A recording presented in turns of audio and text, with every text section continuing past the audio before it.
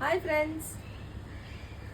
एकदा असे यंगस्टर्स भेटले होते आणि त्यांच्यामध्ये चर्चा चालू होती की मन जर का स्तब्ध असेल तर मृत्यूची पण भीती वाटत नाही. एक चेला स्तब्ध मनाने गेला आणि त्याने आत्महत्या केली. मित्रांनो, हे स्तब्ध मन आहे, हे सुन्न मन आहे. याला डिजेक्टेड स्टेट ऑफ माइंड म्हणतात.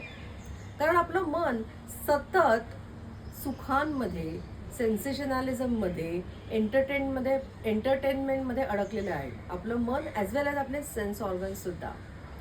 गीतेमध्ये एक श्लोक आहे, यदा संवर्ते चायंकुर्मोंगानीव सर्वशः इंद्रियातेभ्यस्तस्य प्रज्ञा प्रतिष्ठिता.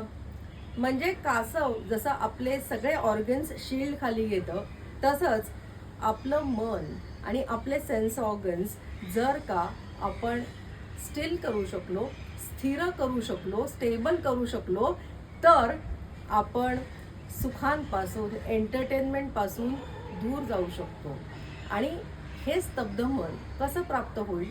Only with the help of faith and surrender. So have a still mind and go do wonderful things in your life.